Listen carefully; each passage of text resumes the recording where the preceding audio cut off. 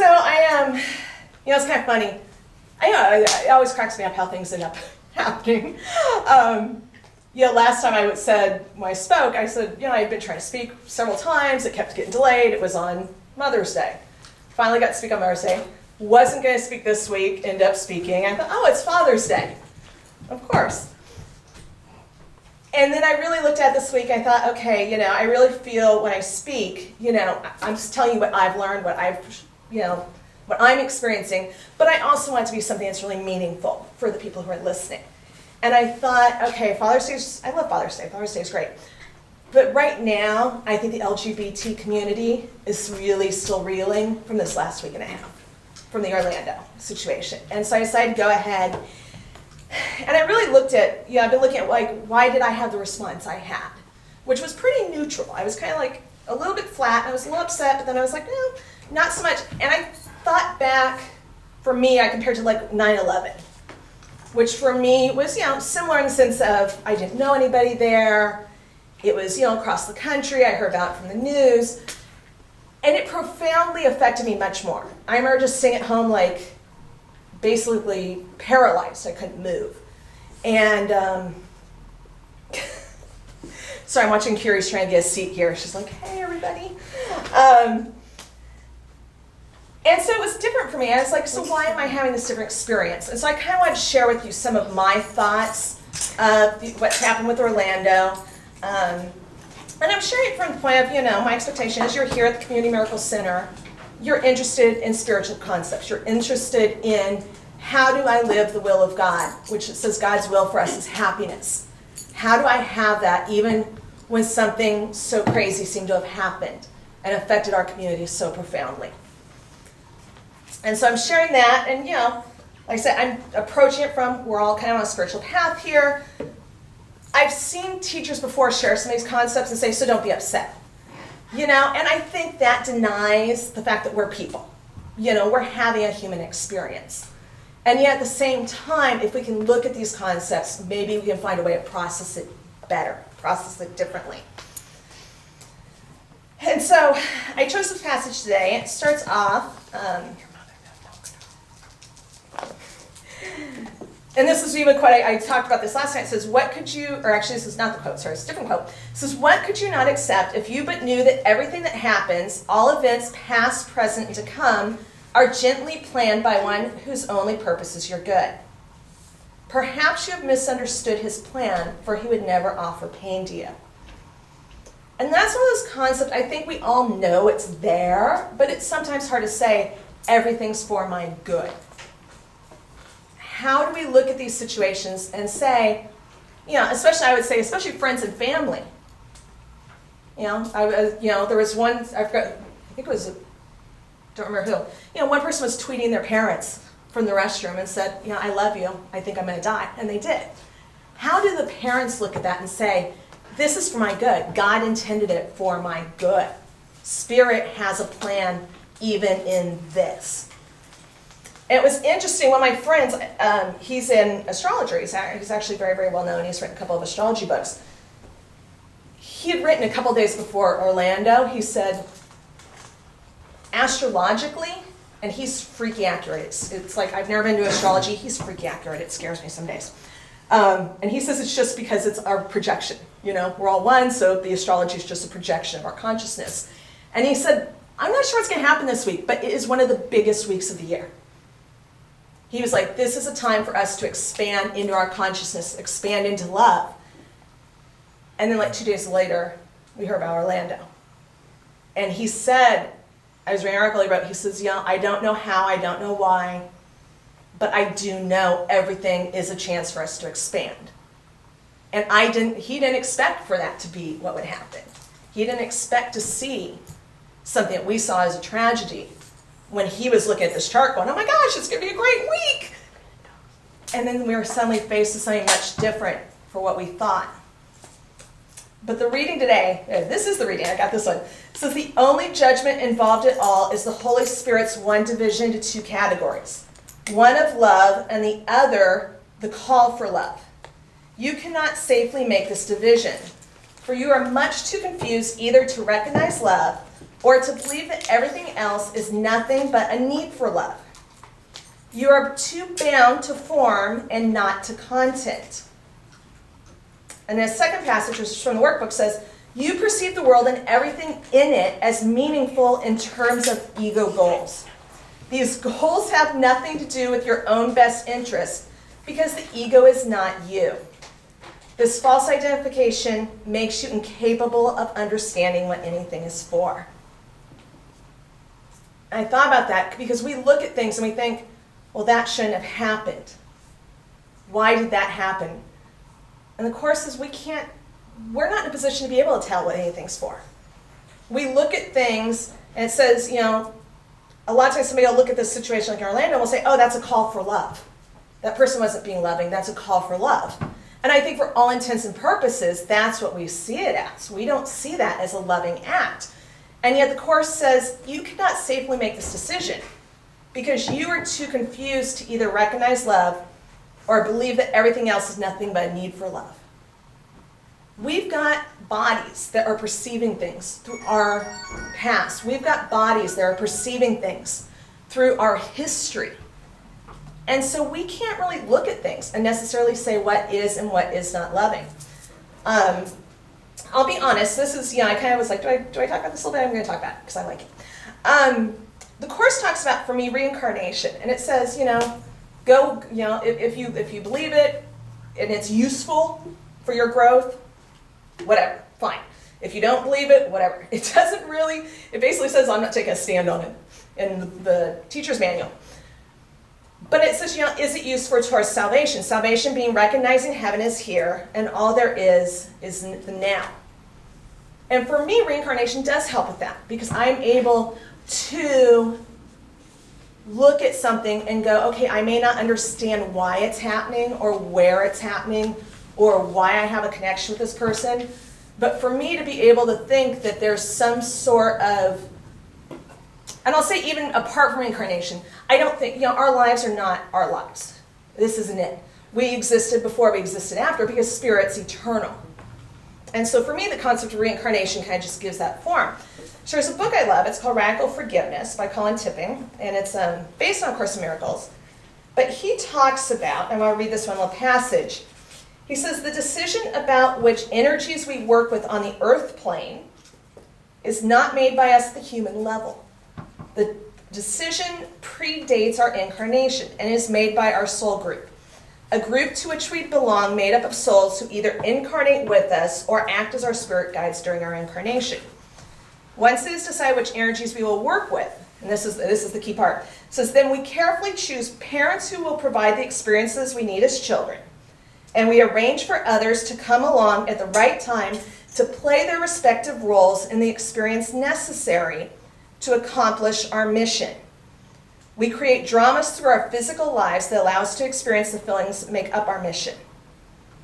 These dramas serve as opportunities to experience the separation we came to experience. I don't always 100% agree with him, but here's the thing. His whole theory and his teaching behind radical forgiveness is that everything happens for our good. It's back when I said, start with Course in Miracles. Everything is planned for our good. And he says, on a spiritual level, the existence of different beings is we are here to support each other in awakening. And so he says, maybe I need to learn the lesson of how do I not get tied up in my thoughts and my drama in things that don't, necessarily impact me directly. How do I extend love in situations that seem challenging? And so he says basically, we're drawing in, I think this is completely consistent with the Course, we draw in, we project, we create our own reality, we create our experience, and bring people in so that we can be supported in our awakening. Which means everything we see, everything we do, everything we experience is a gift to help us learn ourselves as love. Someone said to me one day, they said, so basically, and I'm not going to exactly quote because it was a little swearing, thank your bleep bleep of an ex-husband for being the jerk he was. Because he taught me how to forgive. He taught me how to love myself. And so we look at situations like this and we go, okay, well, what are the lessons we can learn from this? What are the experiences that we can get out of it? And how can we process this in a way that shows us love? And so I have about 4 or 5 things that I consider when I go through an experience that's challenging, when I go through an experience where I think, oh, this doesn't feel good, that I kind of mentally run through my mind. And one is I always try to see the innocence of the child of God. So it says, in the workbook, it says, what is forgiveness? It says, forgiveness recognizes what you thought your brother did to you has not occurred. It does not pardon sins and make them real. It sees there was no sin. And in this view are all your sins forgiven. What is sin except a false idea about God's Son? Forgiveness merely sees its falsity and therefore lets it go. So there's a lot in that little passage, but one thing is, it says, there is no sin. When you say, oh, that person's in sin, you're basically saying that that person is not what God created them as. The Course says a thought doesn't leave its source. And a lot of times, we read that, we think of it as, the thoughts in our mind don't leave us. But I think also the thoughts of God, which we are, don't leave God. God extends itself as itself. God extends itself as love. When we say, oh, that person is a sinner, that person's bad, we're denying that even though their actions may not look the way I think they should have, I'm denying their innocence, that they are still a thought within the mind of God. And sometimes it's hard to look at. People, the go-to is always Hitler. What about Hitler? I don't know why Hitler did and said and existed the way he did. But I know, because of what I've learned and what I've experienced, that God is love, and somehow that was an expression of love that needed to come to this world so that we could awaken. It could support us in some way.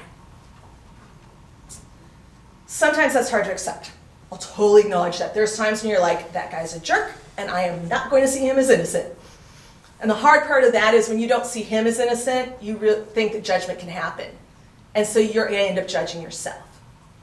But let's say you're still like, okay, I'm not quite to the point. And I totally acknowledge a lot of people aren't there. I'm not to the point of seeing this guy in Orlando as innocent. I don't necessarily want to acknowledge that I'm one with him.